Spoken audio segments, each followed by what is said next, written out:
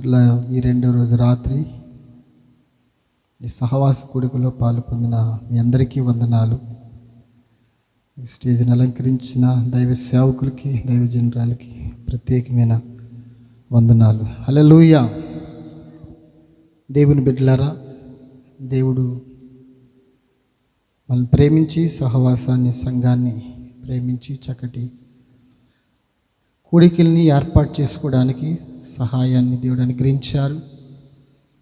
ఈ 4వ కూడిక రేపు మధ్యాహ్నంతో ఈ కూడికలు ముగించబడతాయి. ఈ రాత్రి కొద్ది సమయం దేవుని యొక్క సందేశాన్ని శ్రద్ధగా విందాము. ఉదయం దేవుడు మాట్లాడిన మాట ద్వారా మీరు బలపరచబడ్డారని, మీ ఆధ్యాత్మికమైన జీవితాన్ని బలపరుచుకున్నారని నేను విశ్వసిస్తున్నాను. దేవునికి మహిమ కలుగునుగాక. ఈ రాత్రి కూడా చాలా విలువైన ఒక మాటను మనం ధ్యానించుకోబోతున్నాం. భక్తి అనేది 2 రకాలుగా ఉన్నది. ఒకటి, ఈ లోకం కొరకు భక్తి చేసేవారు ఉన్నారు. యేసు ప్రభుని నమ్ముకుంటే అప్పులు తీరుతాయని,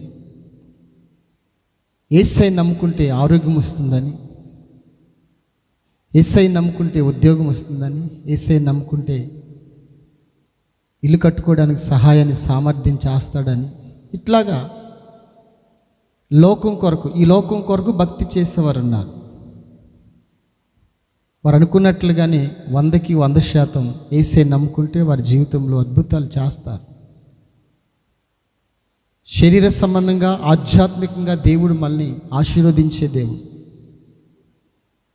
కొంతమంది ఏమో దేవుని ఎందుకు నమ్ముకుని భక్తి చేస్తున్నారంటే ఈ లోకం కొరకు కాదు.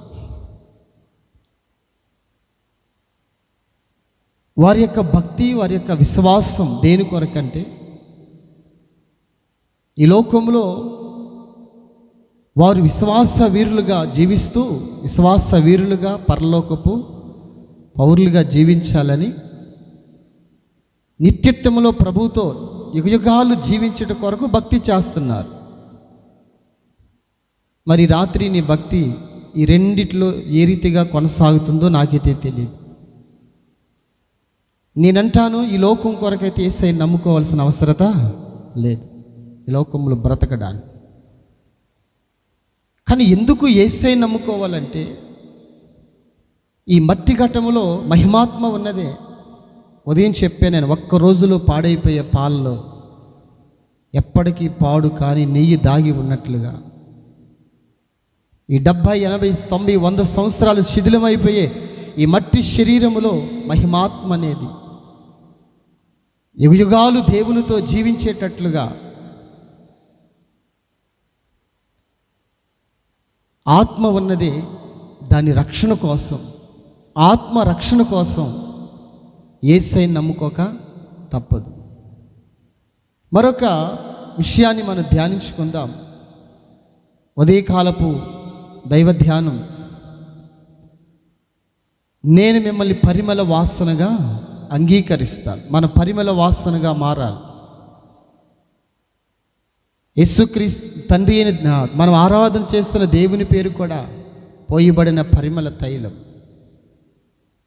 నోవాహు బలి అర్పించినప్పుడు, దహన బలి అర్పించినప్పుడు ఆ కాల్స్తున్న యొక్క పశువు ఆ దహన బలి యొక్క సువాసన చూసి ఆగ్రహించి, ఇక మీదట ఎన్నడూ కూడా నేను ఇటువంటి జలప్రలయం భూమి మీదకి రప్పించు. దైవ జనాంగమా, మనము ఆ రీతిగా ఉంటే దేవుడు మనల్ని అంగీకరిస్తాడని ఎన్నో విషయాలు పరిశుద్ధాత్మ దేవుడు మనకి తేటతెల్లగా తెలియచేశారు. ఈ రాత్రి కూడా మరొక మాటను మనం ధ్యానించుకుందాం. దైవజనుడు, అపోస్తుడు కొరింథీ సంఘానికి రాసిన 2వ పత్రిక, దైవజనుడు, అపోస్తుడు కొరింథీ సంఘానికి రాసిన 2వ పత్రిక 4వ అధ్యాయం 4వ అధ్యాయము 16 వాక్యాన్ని చదువుకుందాం. అధైర్యపడము, కావున మేము అధైర్యపడము, మా బాహ్య పురుషుడు కృషించుచున్నను, మా బాహ్య పురుషుడు కుషించుచున్నను, ఆంతర్య పురుషుడు ఆంతర్య పురుషుడు దినదినము నూతన పరచబడుచున్నాడు. దినదినము నూతన పరచబడుచున్నాడు. ఇక్కడ ఒక దేవుని బిడ్డ, ఒక క్రైస్తవుడు విశ్వాస వీరుడుగా పరలోక పౌరుడుగా నడిపించబడుతున్న ఒక క్రైస్తుడు మాట్లాడే మాట మనం గమనిస్తే, కావున మేము అధైర్య పడము, మేము అధైర్య పడము. ఎందుకు ఈయన ఇంత ధైర్యముగా,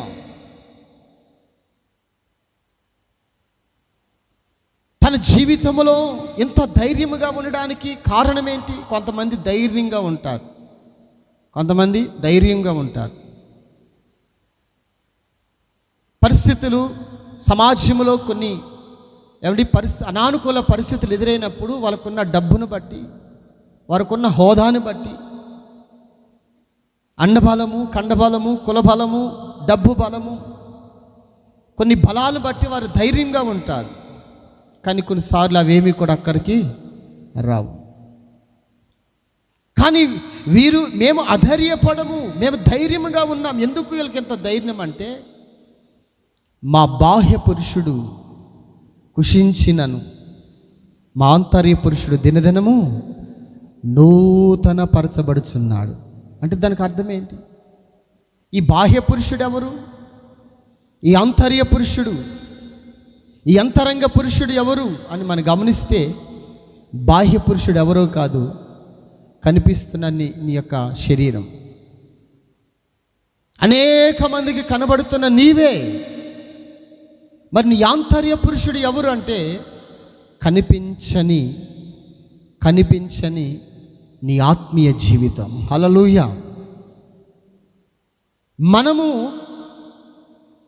లోకానికి బాహ్యంగా కనబడుతూ ఉన్నాం. కనబడని పురుషుడు ఒకడు ఉన్నాడు మనలో, అంతరంగ పురుషుడు. హల్లెలూయా. కనబడే పురుషుడు ఉన్నాడు, కనబడని పురుషుడు ఉన్నాడు. ఆ రెండు నీలోనే ఉన్నాడు, ఆ రెండు నాలో ఉన్నాడు, ఆ రెండు మనలోనే ఉన్నాడు. ఇప్పుడు దేని బట్టి ధైర్యం వీళ్ళకి? దేని బట్టి ధైర్యం? హల్లెలూయా. దేని బట్టి ధైర్యం అండి? ఒకసారి నా దేవుని బిడ్డలారా ఆలోచించండి. ఈ లోకములో చెప్పాను కదా, చాలామంది వారి డబ్బును బట్టి వారికి ధైర్యం, వారి ఉద్యోగాన్ని బట్టి, వారి వ్యాపారాన్ని బట్టి, వారికి ఉన్న పేరు ప్రఖ్యాతులు బట్టి వారు ధైర్యంగా ఉంటారు. ఆ బలము, ఈ బలము. కానీ ఆధ్యాత్మికమైన జీవితంలో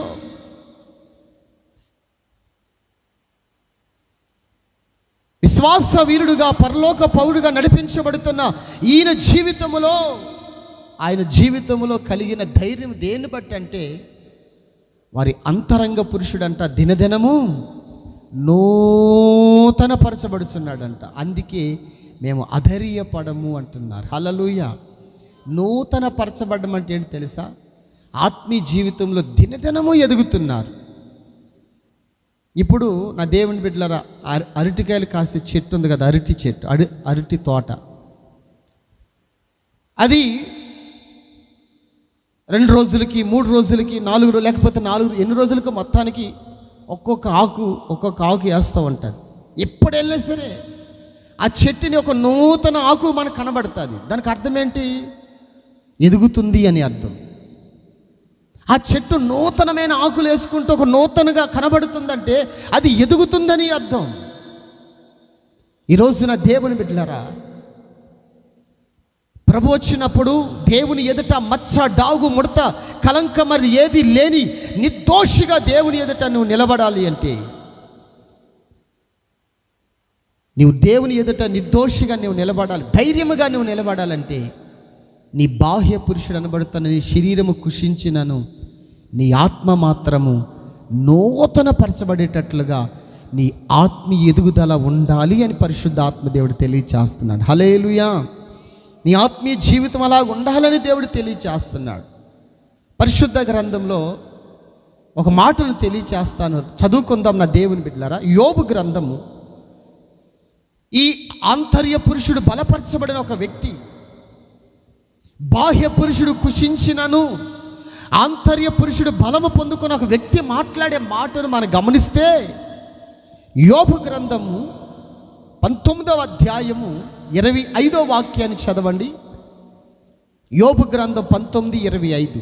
అయితే నా విమోచకుడు సజీవుడని. చూడండి అక్కడ, అయితే నా విమోచకుడు సజీవుడని. మనం ఆరాధన చేస్తున్న దేవుడు ఎవరంటండి? సజీవుడు. హల్లెలూయా. కాలాలు మారొచ్చు, కాలాలు మారినా మారొచ్చు, యుగాలు మారొచ్చు, సృష్టిలో మార్పు రావచ్చు, మనుషుల్లో మార్పు రావచ్చు, కానీ మనం ఆరాధన చేస్తున్న దేవుడు మారనివాడు, మార్పు లేని దేవుడు, నిన్న నేడు నిరంతరం ఏకరీతిగా ఉన్నవాడు, సర్వయుగములు సజీవుడైన వాడు. చప్పలు కొడదామా గట్టిగా? హల్లెలూయా. ఆయనలో మార్పు లేదు. మానవుడైతే మారుతాడు, నరుడైతే మార్పు, బాల్యం, యవనం, నడువయస్సు, వృద్ధాప్యం వస్తుంది. ఆయన నరుడు కాదు, నజరేయుడని యేసు. నజరేయుడని యేసు మారనివాడు, మార్పు లేని దేవుడు, మరణాన్ని జయించి తిరిగి లేచిన వాడు, ప్రజల కోసం ప్రాణం పెట్టాడు, కానీ ఆయన చెప్పినట్లుగానే 3వ దినాన తిరిగి లేచాడు. నేటికి ఆయన సమాధి ఖాళీగా ఉంది. ఆయన సమాధి ఎలాగుందండి? ఖాళీగా ఉంది. రోజుకి కొన్ని వేల మంది ఆయన సమాధిలోనికి వెళ్ళి ఖాళీ సమాధి నుంచి వస్తున్నారు. ప్రపంచ అన్ని దేశాల నుంచి. నేను కూడా 2014లో ఆయన సమాధిలోకి వెళ్ళి చూసి వచ్చాను. ఆయన సమాధిలోకి, ఎందుకంటే ఆయన సమాధి ఖాళీ, ఆయన సజీవుడు అనడానికి నిదర్శనం. యోబు గారు అంటారు, నా విమోచకుడు సజీవుడు అనియు నాకు తెలుసు, నా విమోచకుడు సజీవుడు అనియు నాకు తెలుసు. కంటిన్యూ చేయండి. తరువాత ఆయన భూమి మీద నిలుచుననియు నేను ఎరుగుదును. తరువాత ఆయన భూమి మీద నిలిచిననియు నేను ఎరుగుదును. ఇలాగు నా చర్మము చీకిపోయిన తరువాత, నా యొక్క బాహ్య పురుషుడు అనబడుతున్న నా శరీరము కుషించిపోయిన తర్వాత, చీకిపోయిన తర్వాత, శరీరముతో నేను దేవుని చూచెదను. దేనితో అంటండి? శరీరముతో నేను దేవుని చూస్తాను.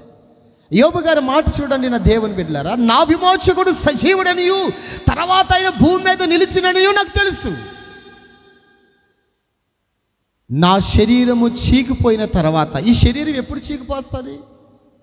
ఈ శరీరం ఎప్పుడు పాడైపోతుందండి? చచ్చిపోయిన తర్వాత సమాధిలో పెడితే 3వ రోజుకో 4వ రోజుకో జుట్టు పట్టుకుంటే జుట్టు వస్తుంది, చేయి పట్టుకుంటే చెయ్యుడు వస్తుంది, ఏలు పట్టుకుంటే ఏలుడు వస్తుంది, ముక్కు పట్టుకుంటే ముక్కు కూడా వస్తుంది, చీకిపోతుంది.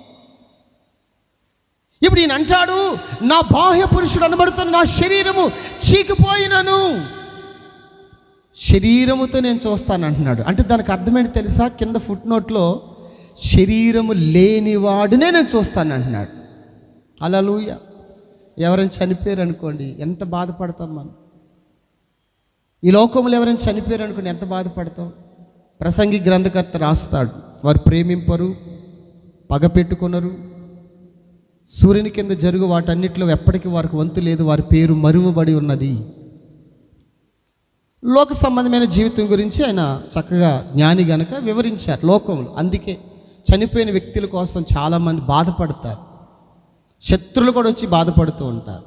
అప్పుడు వరకు అసమాధానంగా ఉన్నవారు కూడా బాధపడతారు, ఎంత మంచోడో అంటారు, చనిపోయిన వ్యక్తిని కోసం ప్రలాపిస్తారు. ఎందుకంటే వారు ఇంకా మాట్లాడరు, వారు చూడరు, వారు మనతో సహవాసం చేయరు. ఈ సూర్యుని కింద జరుగు వాటన్నిటిలో వారికి ఎప్పటికీ వంతు లేదు అని తెలుసు. కానీ యోబు అంటారు, శరీరము లేనివాడినే నేను చూస్తాను అంటున్నాడు. అంటే దానికి అర్థం ఏంటి? నా దేవుని బిడ్డలారా, ఈ శరీరము శరీరం మట్టిలో పెట్టినను ఈ మట్టి ఘటములో మహిమాత్మ ఉన్నదే.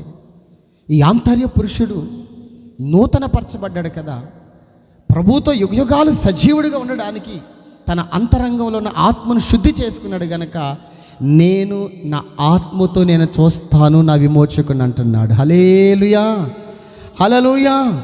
నా శరీరము చీకిపోయినను శరీరము లేనివాడిని నేను చూస్తాను. ఇంకా కంటిన్యూ చేయమ్మా. నా మట్టుకు నేనే చూచెదను. ఎవరి సంగతో నాకు అనవసరం,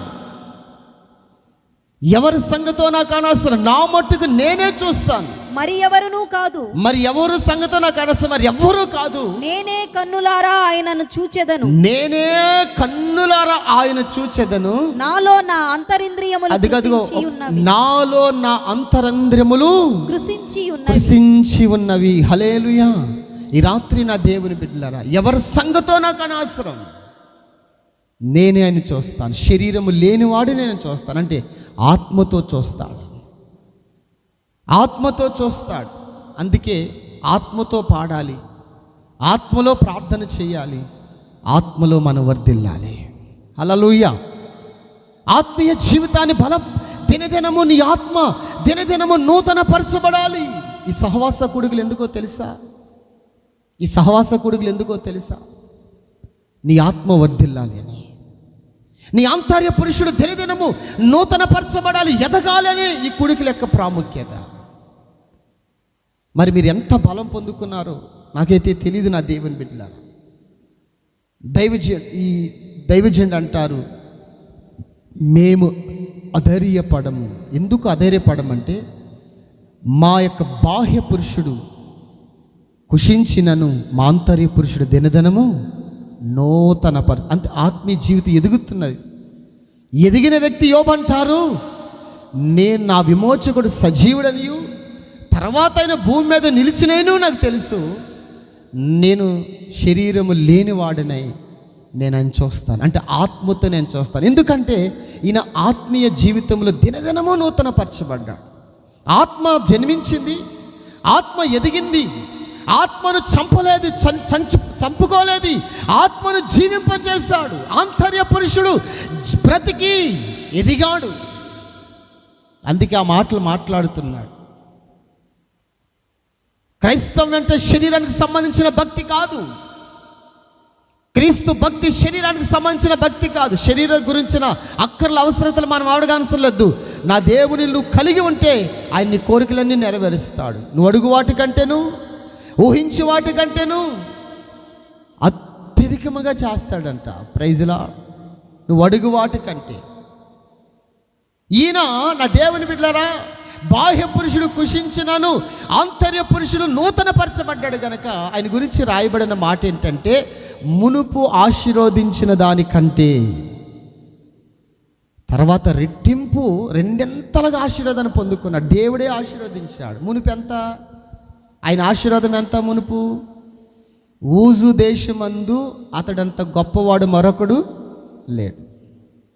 దేశానికే నెంబర్ 1 ఆస్తుల విషయంలో, దేశాల్లోనే ప్రముఖుడు అనమాట. తర్వాత ఆయన్ని రెండింతలుగా దేవుడు ఆశీర్వదించాడు. మొత్తం హీరోగా ఉన్నవాడిని 0 చేసేసి తర్వాత డబుల్ హీరో అయిపోయాడు ఆయన. హల్లెలూయా. రెండింతల ఆశీర్వాదం. దైవ జనాంగమా, యోబు గారు ఆధ్యాత్మిక బలపడ్డాడు కనుక నా విమోచకుడు సజీవుడని భూమి మీద నిలిచిన నాకు తెలుసు కనుక నేను శరీరం లేని వాడినే చూస్తాను. అంటే దానికి అర్థం ఏంటంటే, ఈరోజు నీవు శరీర సంబంధమైన జీవితం కాదు, నీ ఆత్మీయ స్థితి ఎదగాలి.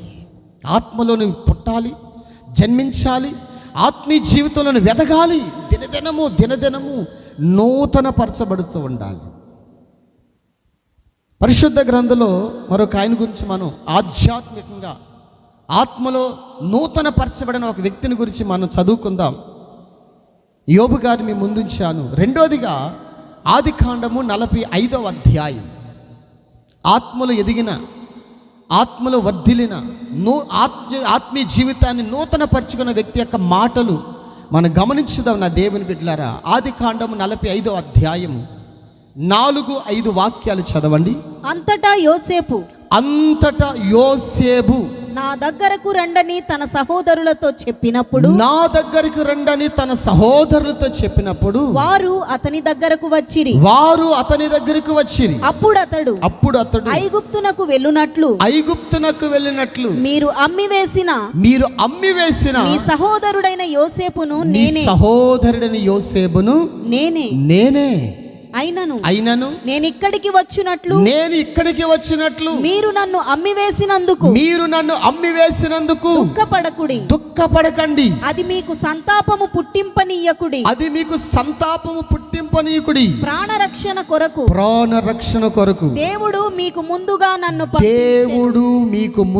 నన్ను పంపించాను.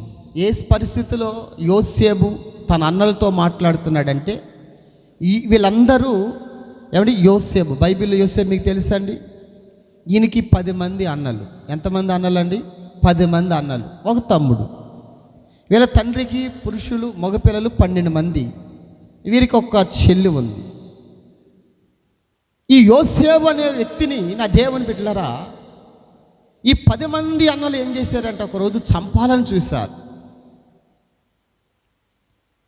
ఎందుకంటే ఈ పొలాల్లో ఈ గొర్రెలు తోలికెళ్ళినప్పుడు వీళ్ళ ఆడుకునే ఆటలు, వీళ్ళ అల్లరి పనులు, గాలి పనులు ఇవన్నీ తండ్రికి చెప్పేసేవాడు యోసేపు.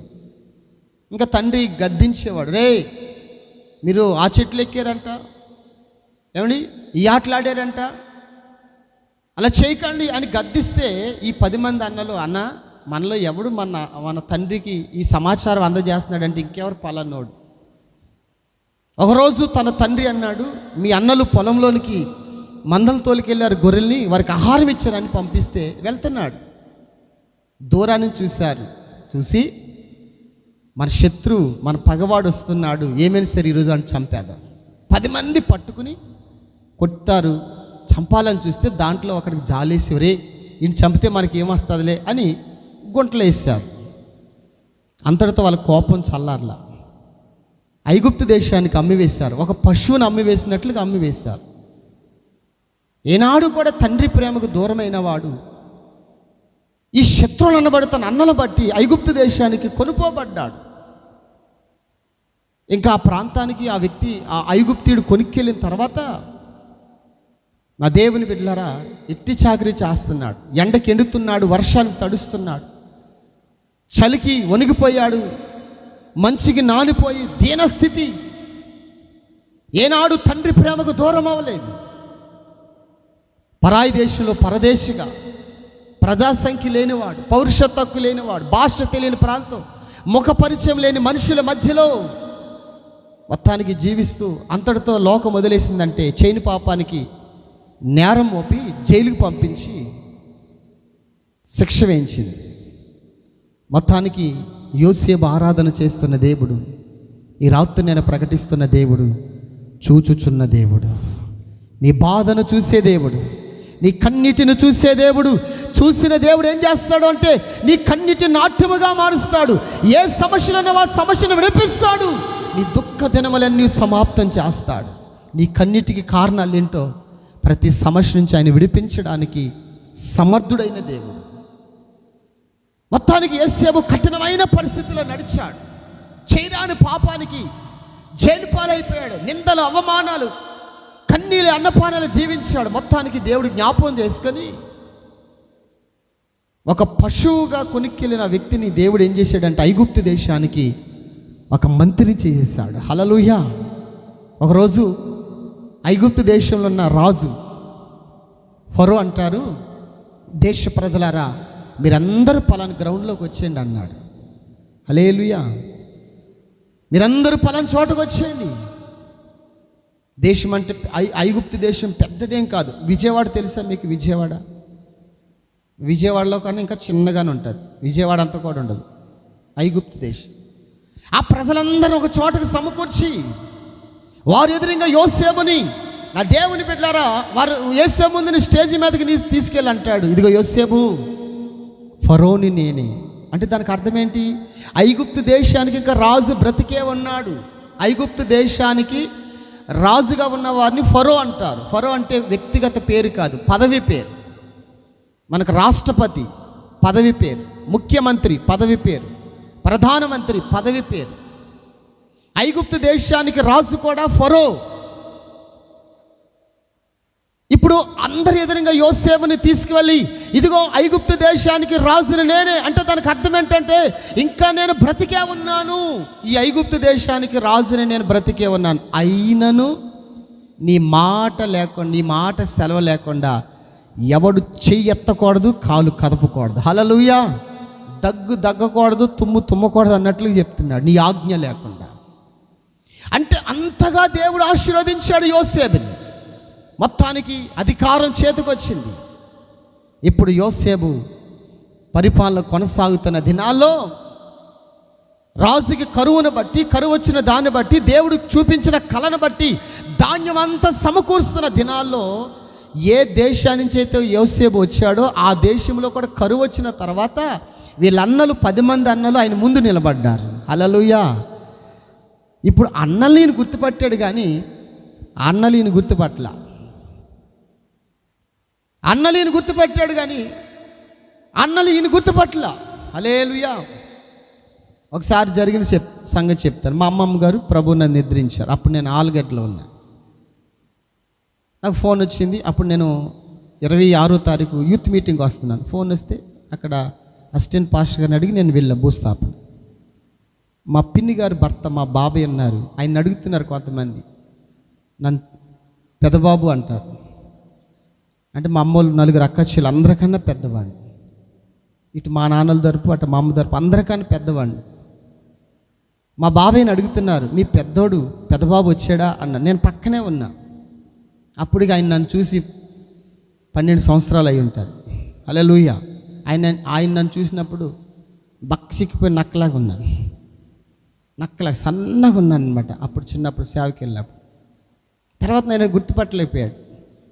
పక్కనే అడుగుతున్నారు ఒక ఆయన, మీ పెద్దబాబు వచ్చాడంటే, ఏం ఫోన్ చేశాడంట, వస్తున్నారన్నాడు, మరి వచ్చాడో లేదు నాకు క్లారిటీ తెలియదు, నేను ఫోన్ చేయలేదన్నా. నేను పక్కనే ఉన్నా. అందరు నవ్వుతున్నారు ఆ భూస్థాపనలో ఆ మాట అనగానే. అంటే ఆయన నన్ను గుర్తుపట్టలేనంత స్థితిలోకి నేను వచ్చాను. ఇక్కడ యోసేపు కూడా, నా దేవుని బిడ్డలారా, యోసేపు కూడా అన్నలు గుర్తుపట్టాడు, కానీ అన్నలు యోసేపుని గుర్తుపట్టలా. యోసేపు అన్నారు, మీరు ఎవరంటే మేము ఫలానా, మా తండ్రి ఫలానండి, ఆయనకి మేము ఫలాని ఇంతమంది కొడుకులు, ఒకడు ఉండేవాడు చచ్చిపోయాడు, ఏదో సింహం ఏదో తినేసింది, అన్ని అబద్ధాలే. నా దేవుని బిడ్డలా చెప్పిన తర్వాత ఇంతకు నేను ఎవరినో తెలుసా అన్నారు. మీరు ఎవరండి? ఐగుప్తు దేశానికి ప్రభులు వారండి అని. యోసేపు అంటాడు, నేను ఐగుప్తు దేశానికి ప్రభులు వారిని కంటే ముందు ఎవరినో తెలుసా? మీరు అమ్మి వేసిన యోసేపుని నేనే అన్నాడు. మామూలుగా గుండె నిమిషానికి 72 సార్లు కొట్టుకుంటుందంట, హార్ట్ బీట్. ఆ మాట చెప్పిన తర్వాత వాళ్ళకి హార్ట్ బీట్ పెరిగి ఉంటుంది, 102 సార్లకి వెళ్ళిపోయి ఉంటుంది. అయ్యి బాబోయ్, వీడిని కొట్టాలని చూసాం, చంపాలని చూసాం, తండ్రి ప్రేమకు దూరం చేసాం. అటువంటి వ్యక్తి ఇప్పుడు పదవిలో అధికారంలో ఉన్నాడు, పవర్ అని చేతిలో ఉంది. ఇప్పుడు మనల్ని చంపి మళ్ళీ ఏం చేస్తాడు? మనల్ని చంపిని అడిగేవాళ్ళు లేరు. ఇక్కడ అధికారం అయింది. కక్షలతో, పగలు, ప్రతీకారాలతో ఈరోజు మన 10 మందిని చంపేస్తాడు. కానీ యోసేపు అంటారు, అన్నలారా, మీరు నన్ను అమ్మివేయడం దేవుని చిత్తం. చెప్పలు కొడదామా? మీరు నన్ను కొట్టడం దేవుని చిత్తం. ఐగుప్తు దేశానికి అమ్మివేయడం దేవుని చిత్తం. అటువంటి కరువు మన దేశంలో వస్తుందని ముందుగానే నా దేవుడు, మన దేవుడు, మన ప్రాణ రక్షణ కొరకు నన్ను మీ ద్వారా ఈ దేశానికి పంపించాడు. ఎవరు గ్రహిస్తారండి ఈ విషయాలు? ఎవరు గ్రహిస్తారండి ఈ విషయాలు? ఈ రోజున దేవుని బిడ్డలారా, మనమైతే, అన్నలైతే తర్వాత సంగతి, బంధాలు, రక్త సంబంధాలు, ఏమండి బంధుమిత్రుల యొక్క బంధాలైతే తర్వాత సంగతి. మొదట నాకు అడు కీడు చేశాడా లేదా? ఆ కీడు దేవుడే చేయించాడన్న విషయాన్ని మనం గ్రహించలేము. కానీ యోసేపు అలాగ ఆలోచించడానికి, మీరు నన్ను అమ్మివేయడం దేవుని చిత్తం, మీరు నన్ను కొట్టడం దేవుని చిత్తం, ఈ దేశానికి నన్ను ఒక పశువుని అమ్మినట్లుగా అమ్మివేయడం దేవుని చిత్తం, మీరు నాకు కీడు చేసినందుకు మీరు బాధపడకండి, మీరు సంతాపం పుట్టివ్వకండి. ఈ మాటలు ఎందుకు వచ్చినాయి అంటే, యోసేపు అతడు శరీర సంబంధంగా ఆలోచించలేదు, శరీర సంబంధంగా జీవించట్లేదు. అతడు యొక్క బాహ్య పురుషుడు కుషించినను ఆంతర్య పురుషుడు దినదినము నూతన పరుచుకున్నాడు కనుక ఆత్మలో ఎదిగిన యొక్క మాటలు చూడండి. నా దేవుని బిడ్డలారా, నీవు ఆత్మలో ఎదిగిన వ్యక్తి అయితే, ఒకవేళ నీ జీవితంలో కీడు జరిగితే ఆ కీడు 2 మేలు కొరకు. హల్లెలూయా. కానీ నువ్వు ఆధ్యాత్మికంగా, నీ బాహ్య పురుషుడు కుషించినాను. ఎలా కుషిస్తాడు ఈ బాహ్య పురుషుడు?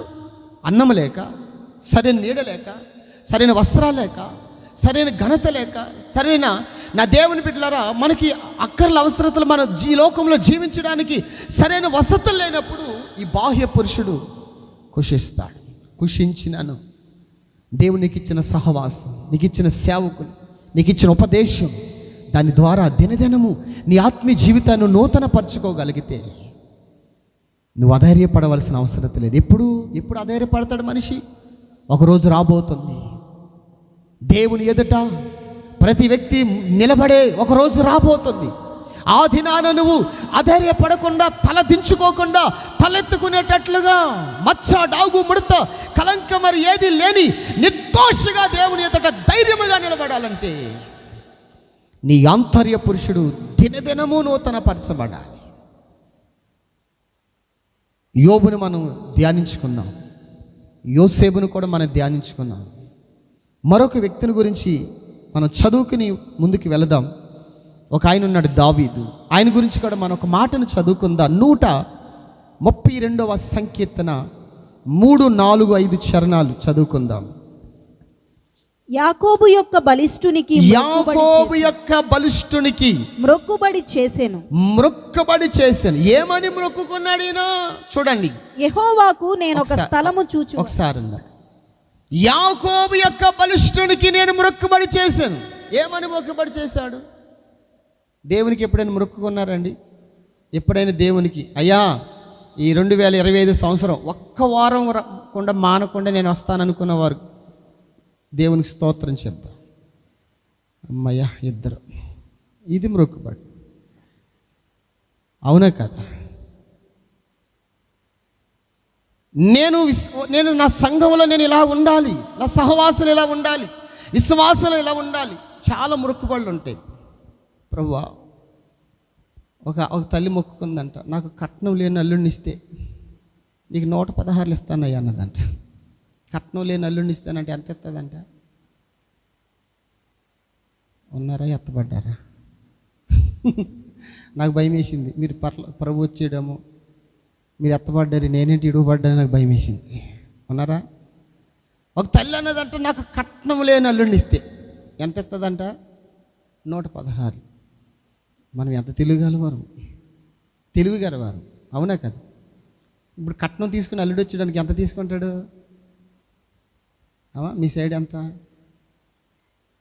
హల్లెలూయా. 10 లక్షలు తీసుకుంటాడా? 10 లక్షలు తీసుకోడా? ఓకే. మా సైడ్ అయితే ఒక ఎకరం ఇచ్చాడు అనుకోండి, ఆ ఎకరం ఎంత ఉంటుంది? 70-80 లక్షలు ఉంటుంది. హల్లెలూయా. దేవుని బిడ్డలారా, ఇప్పుడు ఆమెకి కనీసం 10 లక్షలు తీసుకొని అల్లుడు వచ్చాడు అనుకో, ఇప్పుడు ఎంత మిగులుతుంది ఆమెకి? ఈ 10 లక్షల్లో 116 అంటే ఎంత? 116 రూపాయలు. 116 ఇంకా తీసేస్తే ఎంత మిగులుతుంది? అసలు మురుక్కుబడి చూడండి, నా మురుక్కుబడి. ఒక ఆయన కూడా ఏమంటే అనుకున్నాడంట, ప్రభువా నీవు కానీ నాకు జీతం పెంచితే ఆ పెంచిన జీతం మొత్తం మూట కట్టేసి నీకు ఇచ్చేస్తాను ప్రభువా అని మొక్కున్నాడంట. మొత్తానికి చాలి జీతంతో కుటుంబాన్ని, నిత్యావసర వస్తువులు పెరిగిపోయి కుటుంబాన్ని నడిపించుకోలేని స్థితిలో అతని ప్రార్థన దేవుడు ఆలకించి మొత్తానికి జీతం పెంచాడు. ఇప్పుడు జీతం పెరిగింది. ఇప్పుడు ఏమన్నాడు? జీతం పెరిగినప్పుడు ఫస్ట్ జీతం ఏమన్నాడు? నీకే ఇచ్చేస్తానన్నాడు. ఇప్పుడు అవన్నీ పెరిగిన జీతం, వచ్చిన జీతం, పాత జీతం, కొత్త జీతం అంతా మూట కట్టేసి మందిరం ముందుకు వచ్చి హల్లెలూయా నేను దేవునికి ఇచ్చేస్తున్నాను ఓహో అని అలా ఇసిరాడంట. ఇసిరిన తర్వాత పైన ఉన్నాయన్నీ నీ, కింద ఉన్నాయని నాయి అన్నాడంట. పైన ఉన్నాయన్నీ నీ, కింద ఉన్నాయని, పైన ఉన్నాయి, కింద ఉన్నాయి. తెలుగు అదిగో ఆ తల్లిగారు చెప్తారు, అన్ని కిందకు వచ్చేసినాయి అంట. మొక్కుబళ్ళు కొంతమంది దేవునికి ఉపయోగం లేని మొక్కుబళ్ళు, ఆత్మీయ జీవితానికి ఉపయోగం లేని మొక్కుబళ్ళు. అటువంటి మొక్కుబళ్ళు ఏమైనా ఉన్నాయమ్మా? కట్నం లేని అల్లుడు వస్తే 116 ఇస్తాను. Praise the Lord. హల్లెలూయా. ఈయన మొక్కుకున్నాడు. ఎటువంటి మొక్కుబడి? ఈయన మొక్కుకున్న మొక్కుబడి ఎటువంటి మొక్కుబడి అంటే, యాకోబు యొక్క బలిష్ఠునికి మొక్కుబడి చేశాను. ఎట్లనగా, యెహోవాకు నేను ఒక స్థలము చూసే వరకు. ఎవరికంటండి? నేను అడుగుతాను, దేవునికి స్థలాన్ని నువ్వు నిర్మించావా? దేవుడు అంటారు, మోషే, నేను వారిలో ఆనాటి ఇశ్రాయేలు ప్రజల్లో వారిలో నివసించినట్లు వారు నాకు ఒక పరిశుద్ధ స్థలమును నిర్మించమను. నేను వారిలో నివసించినట్లు. నేను ప్రకటిస్తున్న దేవుడు, మనం ఆరాధన చేస్తున్న దేవుడు, మనతో ఉండేవాడు, నెక్స్ట్ మనలో నివాసం చేసే దేవుడు. హల్లెలూయా. నేను వారిలో నివసించినట్లు వారు నాకు ఒక పరిశుద్ధ స్థలమును నిర్మించాలి. దేవునికి స్థలం ఉందా? ఈరోజు నా దేవుని బిడ్డలారా, ఈ ఒక ఇల్లు కట్టుకున్నాడు అనుకోండి, ఏమండి, ఆ ఇంట్లో ఎవరెవరి స్థలం ఉంటుంది? పడుకోవడానికి స్థలం ఉంటుంది, వండుకోవడానికి స్థలం ఉంటుంది, తినడానికి స్థలం ఉంటుంది, టీవీ చూడడానికి స్థలం ఉంటుంది, అన్నిటికి స్థలం ఉంటుంది. కానీ దేవునితో గడపడానికి మాత్రం ఇంట్లో స్థలం లేదు. ప్రైజ్లా. నేను అందుకే మా సంఘంలో చెప్తాను, ప్రేయర్ హాల్ కట్టాలి. ఇంట్లో ఏం కట్టాలి? Prayer hall. హల్లెలూయా. ఇప్పటికి చెప్పగా ఒక కుటుంబీకులు మాత్రం పెద్ద హాల్ కట్టారు ఇప్పుడు ప్రార్థనకి. హల్లెలూయా. నేనంటాను, ఒకవేళ నీ ఇల్లు ఇరుగ్గా ఉన్నా, నువ్వు నివాసించడానికి సరైన స్థితిలో లేకపోయినా, మన దేవుడు గుడిగోడలో ఉండేవాడు కాదు, గుండి గుడిలో నివసించే దేవుడు. హల్లెలూయా. నీ హృదయంలో ఆయనకి స్థలం ఉండాలి. ఒక చోటకి వెళ్ళి ఆయన స్థలం ఇవ్వడని అడిగాడండి. అందరికీ స్థలం ఉంది. అక్కడ ఏడ్చేవారికి స్థలం ఉంది, సానుభూతి చూపించే వారికి స్థలం ఉంది. యాయిరింట్లో ఒక కుమార్తె చనిపోతే అందరికీ స్థలం ఉంది. కానీ గొల్ల చేసేవారికి, పిల్లను వాయించేవారికి అందరికీ స్థలం ఉంది. కానీ మరణాన్ని నిరర్ధకము చేసి జీవాన్ని కలగజేయగలిగిన జీవాధిపతిని యేసయ్యకి అక్కడ స్థలము లేదు. అక్కడికి వెళ్ళి ఆయన అన్నాడు, నాకు స్థలం ఇవ్వండి, నాకు స్థలం ఇవ్వండి. స్థలం అడిగి అక్కడ ఆయన అడుగుపెట్టి కాలు మోపి, ఆనాడు నా దేవుని బిడ్డలారా, చనిపోయిన ఆ చిన్నదాని యాయిరు కుమార్తెని సజీవురాలుగా బ్రతికించాడు. యేసయ్యకు నువ్వు స్థలం ఇవ్వగలిగితే, నీ హృదయంలో యేసయ్యకు స్థలం ఇవ్వగలిగితే, మనం ఆరాధన చేస్తున్న దేవునికి ఒక ప్రత్యేకమైన స్థలం నీ హృదయంలో ఇవ్వగలిగితే, నా దేవుని బిడ్డలారా, నీ జీవితంలో కన్నీళ్ళు, కష్టాలు, ఇబ్బందులు, ఇరుకు లేకుండానే నీ జీవితాన్ని ఒక ఉన్నతమైన స్థితిలోనికి నడిపించగలిగిన వాడు. ఇక్కడ యాకోబు యొక్క బలిష్ఠునికి మొక్కుబడి చేసింది ఎట్లనగా, యెహోవాకు నేను ఒక స్థలము చూసు వరకు. మనమేమో, ప్రభా నాకు ఇల్లు దయచే ప్రభా, నా కొడుకు ఇంకో ఇల్లు దయచే ప్రభా, మనకే స్థలాలు కావాలని మనం కోరుకుంటాం. కానీ దేవునికి స్థలం కావాలి కదా. దేవునికి ఎప్పుడైనా నీ హృదయంలో స్థలం ఉందా లేదా, నీ ఇంట్లో స్థలం ఉందా లేదా, నీ కుటుంబంలో స్థలం ఉందా లేదా ఎప్పుడైనా చూసావా? చూడలేదు. కారణం ఏంటంటే, ఈరోజు భక్తి అనేది శరీర సంబంధంగా వెళుతుంది. నీ భక్తి అలాగే వెళ్ళకూడదనే ఈ సహవాస కూటాలు. నీకు దేవుడు స్థలం ఇవ్వడం కాదు, నీవే దేవునికి స్థలం ఇచ్చే స్థితిలోనికి రావాలి. అలా రావాలంటే నీ బాహ్య పురుషుడు కుషించినను నీ అంతరంగ పురుషుడు దినదినము నూతన పరచాలి, అంటే ఎదుగుతూ ఉండాలి. ఈయనంటాడు, నా దేవునికి ఒక నివాస స్థలము చూసినంత వరకు నా వాసస్థానమైన గుడారములోనికి నేను ప్రవేశించను. ఎవడి నా వాసస్థానమైన గుడారములోనికి నేను ప్రవేశించను. నేను పరుండు మంచం మీదకి ఎక్కను. నా కనులకు నిద్ర రానిను, నా కనురెప్పలకు కునుకుపాటు రానివ్వను. రెస్ట్లెస్ అన్నమాట. ఈ శరీరానికి సుఖం ఉండకూడదు. శరీరం ఎప్పుడు సుఖంగా ఉంటుంది? నా ప్రాణమా తినుము, త్రాగుము, సుఖించు. అప్పుడు శరీరానికి సుఖం దొరకదు. తినాలి, త్రాగాలి, తర్వాత నిద్రపోవాలి, అప్పుడు శరీరానికి సుఖం. ఇప్పుడు ఈయనేమంటాడు, నేను తినను, నా గుడారంలోకి వెళ్ళనంటే నేను తిన్నాను అర్థం. నేను పరుండు మంచం మీదకి ఎక్కను, నేను తాగును, తిన్ను, నేను నిద్రపోను, నా కనులకు కునుగుపాటు రానివ్వను. కారణం ఏంటో తెలుసా? కారణం ఏంటో తెలుసా? అతడు శరీర సంబంధంగా జీవించట్లేదు. శరీరం గురించి, తన బాహ్య పురుషుడి గురించి ఆలోచించట్లేదు. తన ఆంతర్య పురుషుడు అంతరంగంలో ఉన్న అంతరంగంలో దేవునికి స్థలం ఇవ్వాలని అతడు బ్రతుకుతున్నాడు. ఆ రీతిగా భక్తి చేస్తున్నాడు. ఈ రాత్రి ఈ మాటలు వింటున్న దేవుని బిడ్డలారా, దైవజనుడు చెప్పిన మాటను బట్టి మేము అధైర్యపడం. ఎందుకంటే మా బాహ్య పురుషుడు కుషించినను మా ఆంతర్య పురుషుడు నూతన పరచబడుతున్నాడు. హల్లెలూయా. దేవుని బిడ్డలారా, ఈ రాత్రి ఒక వ్యక్తిని నేను మీకు పరిచయం చేసి ముగించేస్తాను. Praise lord. హల్లెలూయా. దైవజనులకు సమయం ఇవ్వలేదు, నేటికి ముగించాలో. Praise lord. హల్లెలూయా. ఏమండి, కొద్ది సమయం ఒక వ్యక్తిని పరిచయం చేసి, అంటే ఆత్మలో వర్ధిల్లిన ఒక వ్యక్తి, ఆయన మీకు పరిచయం చేసి నేను ముగించేస్తాను. హల్లెలూయా. చదవండి నా దేవుని బిడ్డలారా, యోహాను రాసిన 3వ పత్రిక, యోహాను రాసిన 3వ పత్రిక అధ్యాయం అడగండి, 2వ వచనాన్ని చదవండి.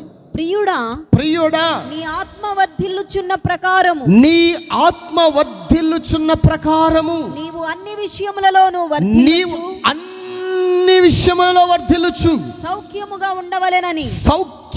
ఉండవలెనని ప్రార్థించుచున్నాను. హల్లెలూయా. ఇక్కడ యోహాను గారు గాయు అనే ఒక యవనస్తుడి గురించి మాట్లాడుతున్నాడు. ఏమంటున్నాడంటే, ప్రియుడా, నా కుమారుడు గాయు. ఈ గాయు ఎలా ఉన్నది తన ఆత్మీయ జీవితం అంటే, దేవుని నమ్ముకుని అప్పులు తీర్చుకునేవాడిగా లేడు. దేవుని నమ్ముకుని ఈ లోకములో ఏమిటి ఆశీర్వదించబడేవాడిగా లేడు. అక్కడ ఈయన ఎలాగున్నాడంటే, మొదటగా ఆత్మలో వర్ధిల్లుచున్నాడు. హల్లెలూయా. ఏమవుతున్నాడండి? శరీరము కుషించినను, బాహ్యం అనబడుతున్న శరీరము కుషించినను, తనలో ఉన్న ఆత్మ అనబడుతున్న ఆంతర్య పురుషుడు వర్ధిల్లాడంట. అందుకే ఈయన యోహాను గారు అంటారు, దైవజనుడు, ఇదిగో నీవు ఆత్మలో వర్ధిల్లుచున్న ప్రకారము నీవు అన్ని విషయములో వర్ధిల్లినట్లుగా నీ కొరకు నేను ప్రార్థించుచున్నాను. ఒక దైవజనుడు చూడండి నా దేవుని బిడ్డలారా, ఒక విశ్వాసి పట్ల ఏమని పలుకుతున్నాడు? ఒక విశ్వాసి సంఘములో ఎలా ఉంది అంటే, మొదటగా ఆత్మలో వర్ధిల్లాడు. తన ఆంతర్య పురుషుడు దినదినము నూతన పరచబడుచున్నాడు. శరీరం గురించి ఆలోచించట్లా, శరీర సంబంధమైన జీవితం గురించి ఆలోచించట్లేదు. నేను శరీర సంబంధమైన జీవితంలో వర్ధిల్లాలి, డెవలప్ కావాలి. నాకు ఒక మంచి ఇల్లు ఉండాలి, ఇంట్లో వస్తువులన్నీ ఉండాలి, ఇంటి చుట్టూ ప్రహరీ గోడ ఉండాలి, దాని గేట్ ఉండాలి, ఆ గేటుకి ఒక గొలుసుపీట కుక్క ఉండాలి, కారు ఉండాలి, బైక్ ఉండాలి, ఏసీ ఉండాలి, మంచి సెల్ ఫోన్ ఉండాలి, మంచి వస్త్రాలు ఉండాలి. దేవుని నమ్ముకుంటూ ఉండాలి. దీనికోసం నేను దేవుని అనుకోవట్లా, వాటి గురించి అసలు ఆలోచన లేదు. ఈ గాయు అంటే దేవుని నమ్ముకుని ఆత్మలో వర్ధిల్లుచున్నాడు. తన బాహ్య అంతరంగ పురుషుడు దినదినము నూతన పరచబడుచున్నాడు. అందుకే దైవజనుడు అంటాడు, నీవు ఆత్మలో అంతరంగ పురుషుడు వర్ధిల్లాడు గనుక నీ అంతరంగ పురుషుడు వర్ధిల్లడమే కాదు, నీ బాహ్య పురుషుడికి కావలసిన అవసరతలు తీరాలని నీ కొరకు నేను ప్రార్థిస్తున్నాను అంటున్నాడు. హల్లెలూయా. నీ కుటుంబంలో అక్కర్ల అవసరతలు తీర్చబడాలి, నీకున్న బలహీనతలు విడుదల కావాలి, నీ అప్పులు తీర్చబడాలి, నీ దుఃఖము సంతోషంగా మారాలి, నీ కన్నీరు నాట్యముగా మారాలి. ఇదిగో కలవరాల నుంచి నువ్వు కొట్టివేయబడాలని, నీ ఆత్మలో వర్ధిల్ల దాన్ని బట్టి నీ శరీర సంబంధంగా కూడా అన్ని విషయంలో నీ వర్ధిల్లాలని నీ కొరకు నేను ప్రార్థన చేస్తున్నాను. ఈ రాత్రి నా దేవుని బిడ్డలారా, గాయు వర్ధిల్లడానికి, ఆత్మలో వర్ధిల్లడానికి గల కారణం ఒక్క ప్రశ్న అడిగి నేను ముందుకు వెళతాను. గాయు వలె ఎంతమంది? యోబు వలె, యోసేపు వలె, దావీదు వలె, గాయు వలె నేను ఆత్మలో వర్ధిల్లాలని ఎంతమంది కోరుకుంటున్నారో దేవునికి స్తోత్రం చెప్దామా? అబ్బే, బిగ్గరగా చెప్పాలి. కొంచెం సౌండ్ పెంచండి, ఇంకా కొంచెం పెంచండి. ఎంత సౌండ్ ఉంటే అంత సౌండ్ పెంచండి. ఎందుకంటే సౌండ్ తగ్గిస్తారు, దాచుకుంటారు. ఈ సౌండ్ పెడితేనేమో కొంచెం ఇబ్బంది, మీ సౌండ్ ఏం తగ్గించే అవసరంలా. హల్లెలూయా. ఎందుకంటే మనం ఎవరికి ఇబ్బందిగా ఉండకూడదు. మనము అన్ని ఆత్మలు వర్ధిల్లాలని యొక్క మార్గం ఇది. అట్లానే ఎవరికి ఇబ్బందిగా ఉండు, కానీ మీరు మాత్రం తగ్గించొద్దు. హల్లెలూయా. ఇక్కడ మనం గమనిస్తే మీరు కూడా గాయు వలె వర్ధిల్లాలని మీరు కోరుకున్నారు. దేవుడు మిమ్మల్ని ఆ రీతిగా నడిపించును గాక. మరి గాయు వర్ధిల్లడానికి కొన్ని కారణాలు ఉన్నాయి. అవి ఏంటో నేను మీ రాత్రి ఒక 3 విషయాలు మీ ముందుంచి నేను ముగించేస్తాను. గాయు వర్ధిల్లడానికి కొన్ని కారణాలు ఉన్నాయి. గాయు ఆత్మలో ఎందుకు వర్ధిల్లాడు?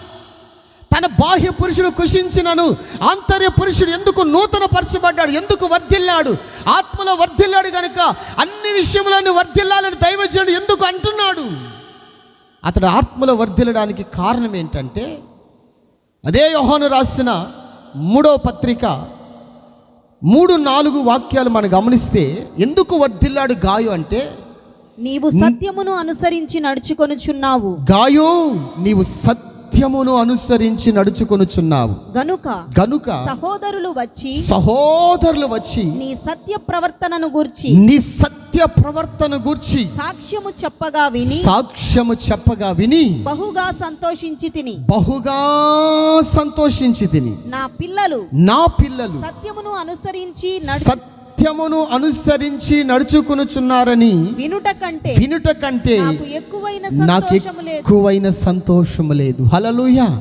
గాయం ఆత్మలో వర్ధిల్లడానికి మొదటి కారణం ఏంటంటే, ఈ గాయం అంట నా దేవుని బిడ్డలారా సత్యమును అనుసరించి నడుస్తున్నాడు. కింద ఫుట్ నోట్లో ఉంది, సత్యములో నడుస్తున్నాడు. సత్యమును అనుసరించి. సత్యం అంటే ఏంటి? సత్యం అమ్మా, వాస్తవం, నిజం. సత్యం అంటే నిజం. మరి నా దేవుని బిడ్డలారా, బైబిల్ బట్టి మనం గమనిస్తే సత్యం అంటే వాక్యం. వాక్యము పూర్ణ అంగీకారమైనది, నమ్మదగినది. ఇక్కడ గాయు సత్యములో నడుస్తున్నాడంటే వాక్యాన్ని అనుసరించి, వాక్యములో నడుస్తున్నాడు, వాక్యాన్ని అనుసరించి జీవిస్తున్నాడు. నీ వాక్యమే సత్యము, నా దేవుని బిడ్డలారా, దేవుడు యేసయ్య అడుగుతారు, ప్రభువా ఈ లోకములో నుండి ఒకరోజు ప్రార్థన చేస్తారు యేసుక్రీస్తు వారు, నీవు వీళ్ళందరినీ పరలోకాన్ని తీసుకెళ్ళమని ప్రార్థన చేయట్లేదు, కానీ వీరిని మొదటగా సత్యమందు ప్రతిష్ఠించు. అంటే వాక్యముతో వెళ్ళముడేయి, వాక్యము ద్వారా స్థిరపరచు, వాక్యము ద్వారా నడిపించు, వాక్యాన్ని అనుసరించేటట్లుగా అటువంటి ఆత్మ నడిపింపు దయచేయి. సత్యం అంటే వాక్యము. మరి వాక్యం అంటే ఎవరు? ప్రభు అయిన యేసుక్రీస్తు వారు. హల్లెలూయా. సత్యం అంటే వాక్యము, వాక్యం అంటే యేసుక్రీస్తు వారు. అంటే ఇప్పుడు గాయు ఆత్మలో వర్ధిల్లడానికి మొదటి కారణం ఏంటంటే, సత్యమనబడుతున్న వాక్యము, వాక్యమనబడుతున్న యేసయ్యలో నడుస్తున్నాడు గనుక ఆత్మలో వర్ధిల్లాడు. చప్పలు కొడదాము గట్టిగా. యేసయ్యలో నడుస్తున్నాడు గనుక ఇప్పుడు ఆత్మలో వర్ధిల్లాడు. అందుకే ఏమండి పాట ఉంది కదా, నాలో నీవుండుటే నీలో నేనుండుటే నా ఆత్మీయ అనుభవమే. హల్లెలూయా. నాలో నీవుండాలి, నీలో నేనుండాలి. ఈ ఆత్మీయ అనుభవం అంత ఎంతది కాదు, నా చెప్పసక్యము గాని గొప్ప ఆనందముతో కూడిన అనుభవం అది. హల్లెలూయా. వర్ణించలేము. యేసయ్య సత్యమనబడుతున్న వాక్యము, వాక్యమనబడుతున్న యేసయ్య నీలో ఉంటే, ఆయనలో నీ ఉండి నడవగలిగితే చెప్పసక్యము గాని ఆనందము. ఈ గాయు ఎందుకు వర్ధిల్లాడంటే వాక్యాన్ని అనుసరించి నడుస్తున్నాడు. హల్లెలూయా. కీర్తనకారుడు ఒక మాట అంటాడు, మంచి మాట అంటారు. ఆ మాట నోట్ చేసుకోండి. 51వ కీర్తన 6వ చరణాన్ని చదువుకుందాం. 51:6. నీవు అంతరంగములో సత్యము కోరుచున్నావు. ఏం కోరుతున్నాడంటే అండి, అంతరంగములో. ఎక్కడ అంతరంగం? మన హృదయములో ఏముండాలని కోరుకుంటున్నాడు దేవుడు కొడుకుని కోరికలు ఉంటాయి. నీ రాజుని సౌందర్యమును కోరుచున్నాడు. ఈ రాత్రి ఈ కీర్తనకారుడు ఏమంటాడంటే, నీ అంతరంగములో సత్యమును కోరుచున్నాడంట. నీవు అంతరంగములో సత్యమును అంటే నీ ఆత్మీయ జీవితం దేనితో ఉండాలి? నీ ఆత్మీయ జీవితంలో నీ హృదయంలో ఏముండాలంటే సత్యం ఉండాలి. సత్యం అంటే వాక్యం ఉండాలి. వాక్యం అంటే యేసయ్య నీలో ఉండాలి. ఆయన అనుసరించి నువ్వు నడవాలి. నీవు అంతరంగములో సత్యమును కోరుచున్నావు. హల్లెలూయా. ఒక మాట చెప్తాను వినండి. పరలోక పట్టణానికి ఎన్ని గుమ్మాలు ఉంటాయి? 12 గుమ్మాలు ఉంటాయి. హల్లెలూయా, 12 గుమ్మాలు. ఈ గుమ్మాలు ఎవరి కోసం తెరవబడతాయి? పరలోక పట్టణానికి వెళ్ళినప్పుడు ఈ గుమ్మాలు ఎవరి కోసము తెరవబడతాయి అంటే, ఆ మాట చదవండి. సత్యమును ఆచరించి నీతిగల జనులు ప్రవేశించినట్లుగా ద్వారములు తీయండి అంటాడు. యెషయా గ్రంథం 26వ అధ్యాయము 2వ వాక్యం. యెషయా గ్రంథం 26:2. సత్యమును ఆచరించి నీతిగల జనము ప్రవేశించినట్లుగా. అంటే సత్యం అంటే వాక్యము, వాక్యం అంటే యేసుక్రీస్తు. యేసయ్యను ఎవరైతే అనుసరించి ఆత్మలో వర్ధిల్లారో వారి కొరకు పరలోక ద్వారాలు తెరవబడబోతున్నాయి. చప్పలు కొడదామా గట్టిగా? హల్లెలూయా. నా దేవుని బిడ్డలారా, నీ విశ్వాస జీవితాన్ని చేసి నీలో సత్యం లేకపోతే నీ కొరకు ద్వారం తెరవబడదు, ద్వారం ముయ్యబడుతుంది. ఆనాడు ఏమండి, 10 మంది కన్యకలు లేచారు, 10 మంది దీపాలు వెలిగించారు. 5 మాత్రమే పెండ్లి కుమారుడు అంతఃపురంలో చేర్చబడ్డారు. 5 విడువబడ్డారు. వాళ్ళు వెళ్ళి, సార్ మేము వచ్చాం, తలుపు తీయండి అంటే అవి ఇంకెన్నడూ కూడా తెరవబడవు. ఎందుకు? వాళ్ళ కోసం ద్వారం ముయ్యబడిందంటే వారు తగిన సమయానికి వెళ్ళాలి. పెండ్లి కుమారుని ఎదుర్కోలేకపోయారు తగిన సమయం. ఎందుకు ఎదుర్కోలేకపోయారంటే దీపాలు ఉన్నాయి కానీ ఆ దీపాలు వెలగల. ఆ దీపాలు వెలగపోవడానికి కారణం ఏంటంటే ఆ దీపాల్లో నూనె లేదు. మరి పెళ్ళైన స్త్రీలు కాదు, కన్యకలే. పెండ్లి కుమారుని చేసుకోబోవడానికి సిద్ధపడిన కన్యకలే. క్రైస్తవమే. క్రైస్తవ సంఘాన్ని కన్యకతో పోల్చబడుచున్నది. ఇప్పుడు ఈ కన్యక పెండ్లి కుమారుని ఎదుర్కొని అంతఃపురం అనబడుతున్న పరలోకంలో చేర్చబడాలంటే దీపాలు ఉండాలి. ఆయన ఏ జామ వస్తాడు ఎవరికి తెలియదు. ఆయన అంటాడు, నేను దొంగ వలె వస్తానన్నాడు. ఎలాగొస్తాడంటండి? దొంగ ఎప్పుడు మన ఇంటికి వస్తాడు? మిట్ట మధ్యాహ్నం, పట్టపగలు, అందరూ చూస్తుండగా వస్తాడా? అలా కానీ వచ్చాడు అనుకో, నువ్వేం చేస్తావు? తీసుకెళ్ళి అంటావా? ఏం చేస్తారు? అయ్యా మా ఇంట్లో 10,000 ఉన్నాయి, ఆ మూల నాకు 5,000 ఉన్నాయి, ఈ పక్కన బంగారం ఉంది అంటావా? దొంగ ఎప్పుడు చెప్పి రాడు, పగలు రాడు, అందరు చూస్తుండగా రాడు, వెలుగుండగా రాడు, చీకట్లో వస్తాడు. యేసయ్య రాకడ కూడా రహస్య రాకడ. ఆ రాకడలను వెత్తబడాలంటే నా దేవుని బిడ్డలారా, ఇదిగో కన్యకగా ఉన్న సంఘం అనే కన్యకగా నువ్వు చేర్చబడిన నీకు దీపం ఉండాలి. ఆ దీపం వెలగడానికి నూనె ఉండాలి. ఆ నూనె పరిశుద్ధాత్మ అభిషేకం. ఆ నూనె పరిశుద్ధాత్మ అభిషేకం. దేవుని ఆత్మతో నువ్వు నింపబడాలి. దేవుని ఆత్మతో నింప. ఆ రోజు వారు 10 మంది కన్యకలే కానీ 5 బుద్ధి లేని వారు. అంటే బుద్ధి లేదంటే దీపం ఉంది కానీ దీపాన్ని వెలగడానికి నూనె సిద్ధపరచుకోలేని వారు. ఈనాడు చాలామంది మేము క్రైస్తవులు, మేము మారు మనసు పొంది మేము బాప్తీసం తీసుకున్నాం. మారు మనసు పొంది బాప్తీసం తీసుకున్నంత మాత్రాన పరలోకం వెళ్ళాం. పరలోక రాజ్యము సమీపించుచున్నది. మారు మనసు పొందండి, పాప క్షమాపణ నిమిత్తం బాప్తీసం తీసుకోండి. నేను మీకు నీళ్ళలో బాప్తీసం ఇచ్చుచున్నా, నా వెనక వచ్చేవాడు అగ్నిలో బాప్తీసం ఇస్తాడు. అదే పరిశుద్ధాత్మ అభిషేకం. ఒక వ్యక్తి పరలోకం వెళ్ళాలంటే 3 అనుభవాలు ఉండాలి. వాటిలో పరిపూర్ణత చెందాలి. అప్పుడే మన కొరకు ద్వారం తెరవబడుతుంది. ఎవరి కోసం ద్వారం తెరవబడుతుంది? నీతిగల జనులు ప్రవేశించినట్లుగా, నీతిని ఆచరించి జనులు ప్రవేశించినట్లుగా వారి కొరకు ద్వారములు తెరవండి. సత్యమును ఆచరించి జనులు ప్రవేశించినట్లుగా, సత్యమును ఆచరించి, వాక్యాన్ని అనుసరించి. వాక్యం అంటే యేసుక్రీస్తుని అనుసరించిన వారు. యేసయ్య వాక్యం మనల్ని సర్వసత్యములోనికి నడిపిస్తుంది. హల్లెలూయా. ఈ రాత్రి నా దేవుని బిడ్డలారా, ఒక సంఘం ఉందండి. పరిశుద్ధ గ్రంథంలో ఒక సంఘం ఉంది. ఆ సంఘం ఎలా ఉందో ఒక మాట చదువుకుందాం. ప్రకటన గ్రంథం 3వ అధ్యాయం. ప్రకటన గ్రంథం 3వ అధ్యాయము నా దేవుని బిడ్డలారా 8వ వాక్యాన్ని చదువుకుందాం. నీ క్రియలను నేను ఎరుగుదును, నీ క్రియలను నేను ఎరుగుదును. నీకున్న శక్తి కొంచెమయ్యుండినను, నీకున్న శక్తి కొంచెమయ్యుండినను, నీవు నా వాక్యమును గైకొని, నీవు నా అక్కడ గమనించండి, సత్యమును నా వాక్యమును గైకొని, నా నామము ఎరుగననలేదు, నా నామము నీవు ఎరుగననలేదు.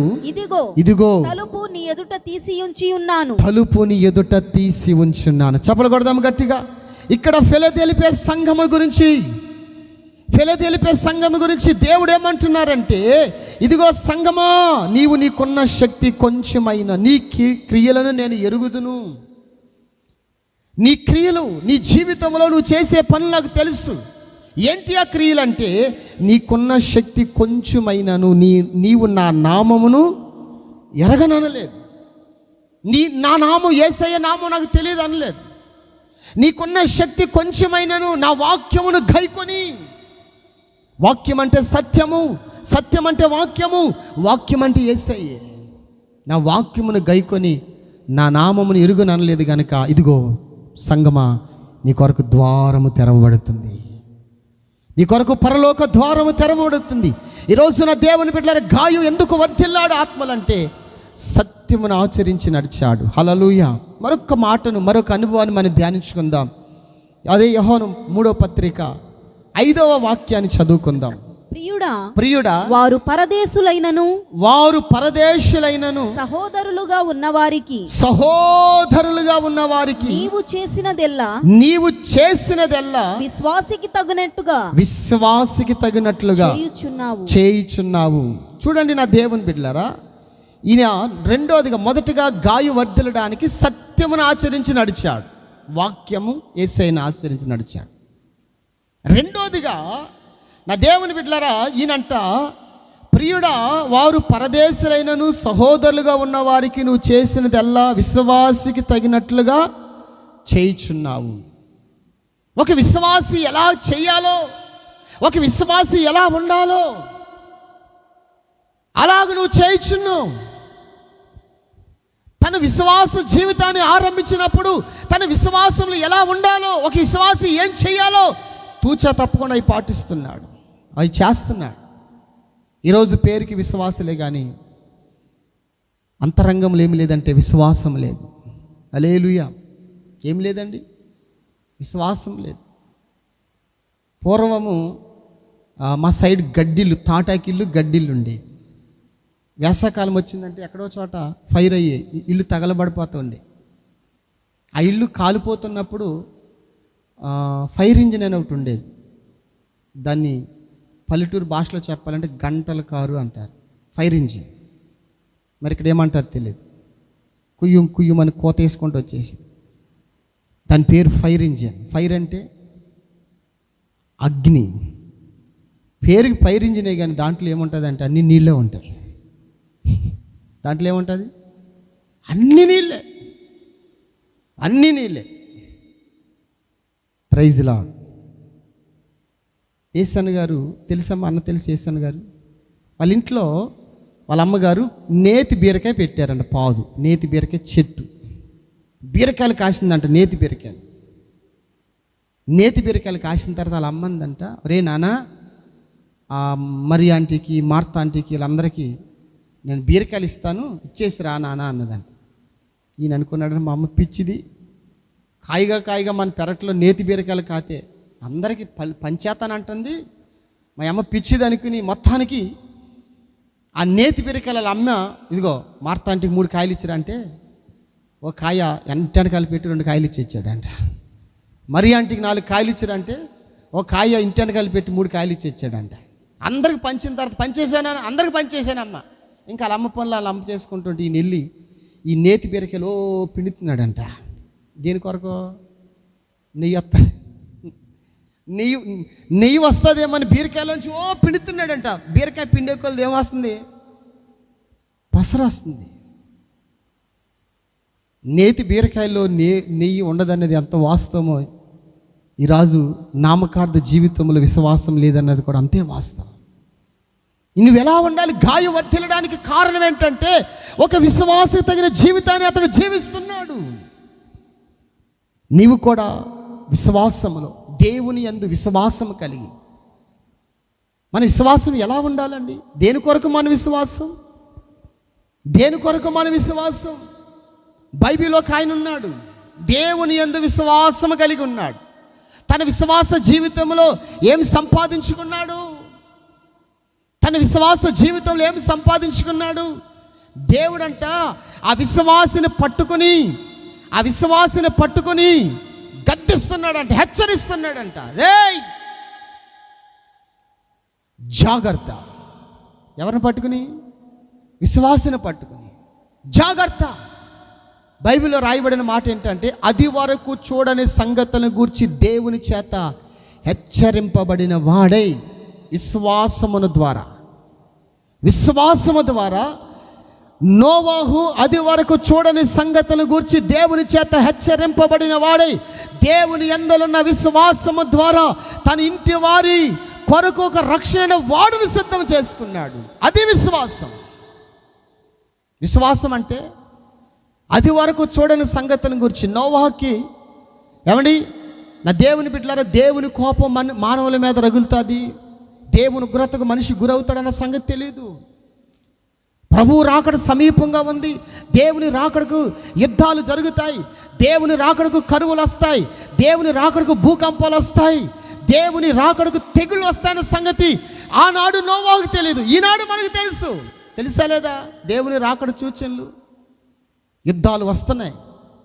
గత 2 years బ్యాక్, 1 year బ్యాక్ ఏమండి, నా దేవుని బిడ్డలారా, ఎన్ని యుద్ధాలు జరిగినాయి ప్రపంచవ్యాప్తంగా, ఎన్ని యుద్ధాలు జరిగినాయండి. యుద్ధాలు ఈ ప్రభువు రాకడకు సంకేతం.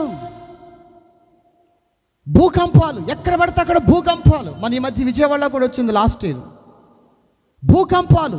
కరువులు వచ్చినాయి, కరువు. ఆ మధ్య శ్రీలంకలో వచ్చింది కరువు. ఒక కోడిగుడ్డు 85 రూపాయలు, ఒక గ్యాస్ సిలిండర్ 5,000 రూపాయలు. శ్రీలంకలో గొప్ప కరువు వచ్చేసి ఆనాడు ఆ దేశాన్ని పరిపాలన చేస్తున్న రాజు కూడా, ఆ ప్రెసిడెంట్ కూడా రిజైన్ ఇచ్చేసి ఇటు వెళ్ళిపోయాడు. కరువు, ప్రజలు నడిపించలేక. తెగుళ్ళు 2019లో భయంకరమైన తెగులు, కొన్ని లక్షల మందిని తీసుకెళ్ళిపోయింది ఆ తెగులు. ఏం పేరు దాని పేరమ్మా? కనికరం లేని కరోనా. ఇవన్నీ మనకు తెలుసు, ఇవి ప్రభువు రాకడకు సూచనలు. కానీ నోవాహుకు తెలియదు. అందుకే అది వరకు చూడని సంగతుల గురించి నోవాహు దేవుని చేత హెచ్చరింపబడిన వాడై తన విశ్వాసము ద్వారా తన ఇంటి వారి రక్షణ కొరకు ఏం చేసుకున్నాడండి? వాడును చేసుకున్నాడు. ఈనాడు మానవుడికి తెలిసిన రక్షణని చేసుకోవట్లేదు, రక్షణని వాడలేదు. ఆ వాడ దేనికి సాదృశ్యం తెలుసా? నీ మారు మనసు పొందిన జీవితానికి, నీ బాప్తిసం పొందిన జీవితానికి, పరిశుద్ధాత్మ అభిషేకాన్ని పొందిన జీవితానికి సాదృశ్యమైనది. నీవే కాదు, నీ ఇంటి వారందరూ రక్షించబడ్డారా? రక్షణ అనే వాడలో నీవు ఉన్నావా? వారు రక్షణ అనే వాడలో ఉన్నారు కనుకనే పర్వతాలు మునిగిపోయినంత జలప్రలయం వచ్చిన దేవుడంట ఆకాశ తూములు విప్పాడంట. ఎక్కడి నుండి వచ్చిందండి వర్షం? 40 రాత్రులు 40 పగలు భూమిని నింపడానికి, తడపడానికి, నాశనం చేయడానికి నీళ్ళు ఎక్కడి నుండి వచ్చినాయి? ఆకాశం నుండి వచ్చినాయి. భూమి గడియలు కూడా ఇప్పాడంట. భూమి కింద నుంచి ఊట ఊరిందంట. పైనుంచి కింద నుంచి 2 కలుషితమై పర్వతాలు ముంచేసి, అంతకంటే ఘోరముగా ఒకరోజు రాబోతుంది. దాని కొరకు నువ్వు దేవుని నమ్మాను, నేను విశ్వాసం అన్నావంటే నీ విశ్వాసం ఎలాగుండాలి తెలుసా? నీ ఇంటి వారందరూ ఆనాడు నోవాహు కుటుంబం అందరూ జలప్రలయంలో రక్షణ పొందినట్లుగా, ప్రభువు రాకడలు ఎత్తబడేటట్లుగా అటువంటి రక్షణ కలిగిన విశ్వాసాన్ని నువ్వు జీవించాలి. హల్లెలూయా. అందుకే ఈ సహవాస కూడికలు, నీ ఆత్మీయ జీవితం బలపరచబడాలి. నువ్వు రక్షణ పొందాలి, నీ ఇంటి వారు రక్షణ పొందేటట్లుగా నువ్వు ప్రార్థన చేయాలి, ప్రయాసపడాలి. అది విశ్వాసం అంటే.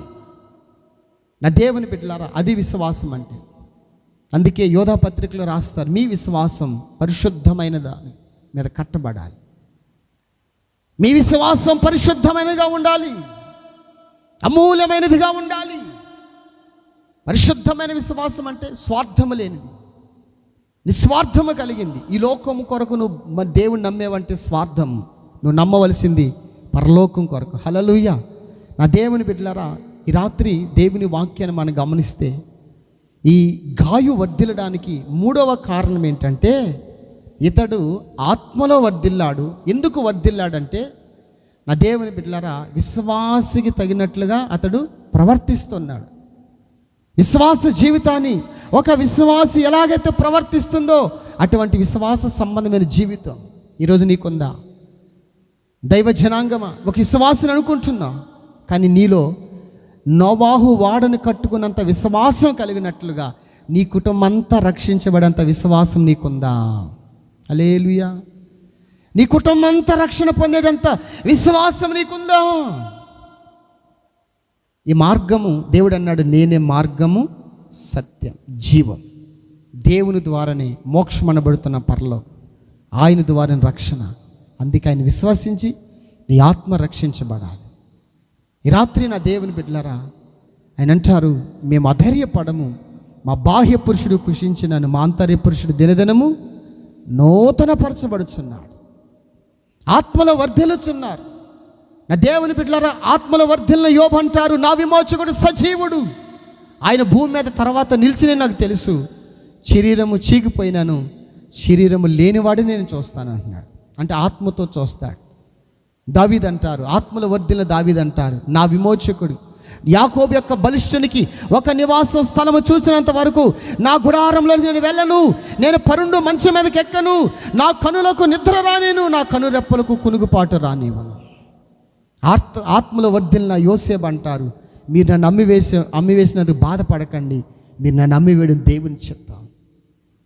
ఈ రాత్రి నా దేవుని బిడ్డలారా, వారి వలె నువ్వు వర్ధిల్లాలి, నువ్వు వారి వలె ఎదగాలంటే ఇక్కడ గాయును మనం ముందుంచారు. గాయు ఆత్మలో వర్ధిల్లాడు. ఆత్మలో వర్ధిల్లిన గాయును బట్టి దైవ సేవకుడు అంటున్నారు, నీవు ఆత్మలో వర్ధిల్లిన ప్రకారము అన్ని విషయములో వర్ధిల్లాలని నేను నీ కొరకు ప్రార్థన చేస్తున్నాను. నీకు ఇచ్చిన దైవ సేవకులు ఆ రీతిగా ప్రార్థించేవారిగా మారాలి. హల్లెలూయా. నీ కొరకు అలాగ ప్రార్థన చేయాలి అంటే ఈ సహవాస కూడికల ద్వారా నీ ఆత్మీయ జీవితం వర్ధిల్లాలి, నూతనపరచబడాలి.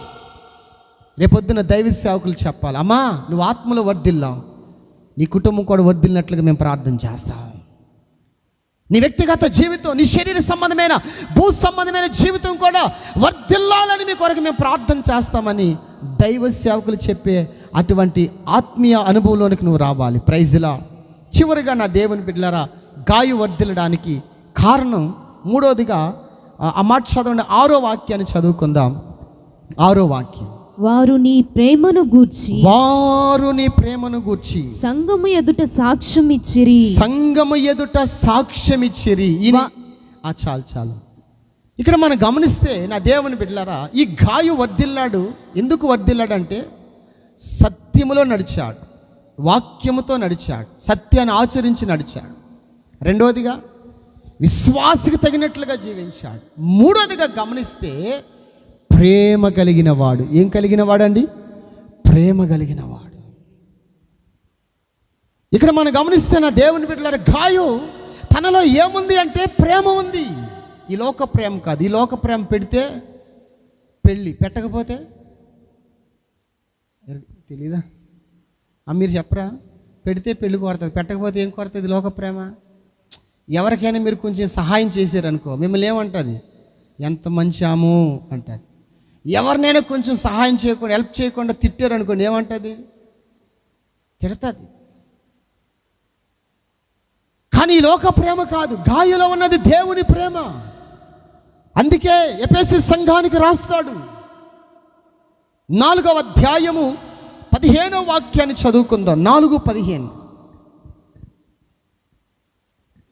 ప్రేమ కలిగి సత్యము చెప్పుచు క్రీస్తు వలె ఉండుటకు మనం అన్ని విషయములలో ఎదుగుదము. హల్లెలూయా. సంగమా, గాయు ఎలాగైతే ప్రేమ కలిగి ఉన్నాడో, ఈరోజు నీవు సంఘములో మొదటగా సత్యాన్ని ఆచరించే ఒక విశ్వాసిగా ఉండాలి. రెండోదిగా విశ్వాసికి తగిన జీవితాన్ని జీవించాలి. మూడవదిగా క్రీస్తు ప్రేమ కలిగి ఉన్నాడు.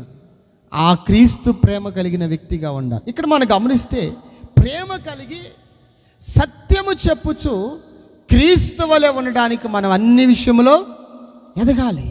యేసయ్య ఎవరండి? ప్రేమాస్వరూపి. యేసయ్య ఎవరండి? ప్రేమాస్వరూపి. లోకమును ఎంతో ప్రేమించాను. లోకం అంటే ఏంటి? మంచివారు ఉన్నారు, చెడ్డవారు ఉన్నారు, నీతిమంతులు ఉన్నారు, అవినీతిమంతులు ఉన్నారు. పరిశుద్ధులు ఉన్నారు, పాపులు ఉన్నారు. అందరిని ప్రేమించాడు దేవుడు.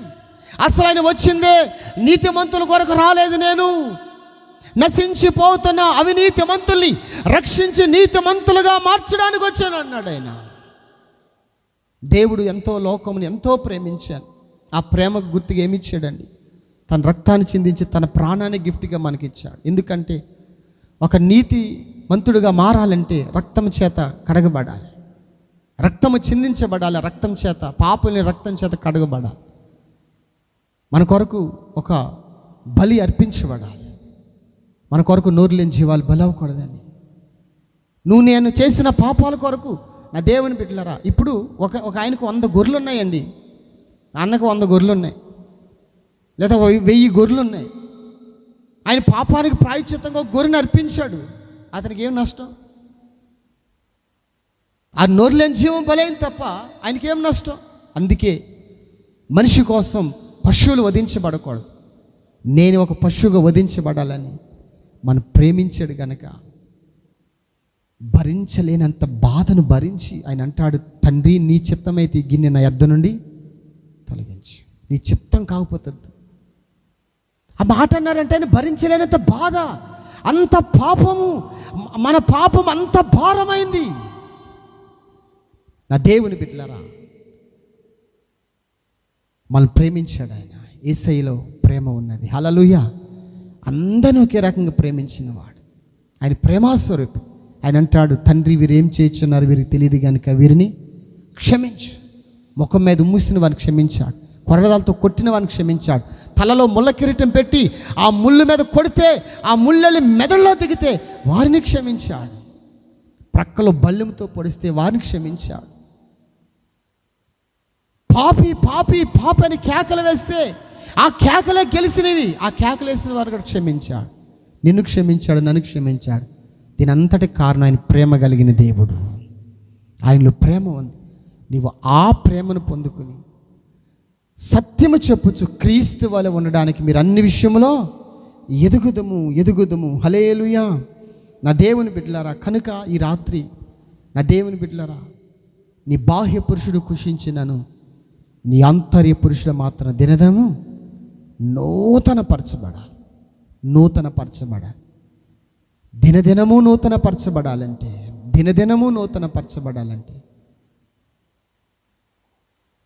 నీవు సత్యమును ఆచరించి నడవాలి. నీ ఆత్మ దినదినము నూతనపరచబడాలి. నీ అంతరంగ పురుషుడు ఎదగాలంటే గాయు వలె వాక్యాన్ని అనుసరించి నడవాలి. రెండోదిగా విశ్వాసి తగిన జీవితాన్ని జీవించాలి. ఏంటి విశ్వాసం? నోవాహు విశ్వాసం కలిగిన వాడు కనుక ఆ ఇంటికి వెళ్ళిన తర్వాత 11వ అధ్యాయం, ఎబ్రిల్ రాసిన పత్రిక 11వ అధ్యాయం అంతా విశ్వాస వీరులు పట్టుకుంటారు. అక్కడ విశ్వాసమును బట్టి నోవాహు అది వరకు చూడని సంగతులను గురించి దేవుని చేత హెచ్చరింపబడిన వాడే తన ఇంటి వారి కొరకు రక్షణ కొరకు వాడని సిద్ధం. అది విశ్వాసం.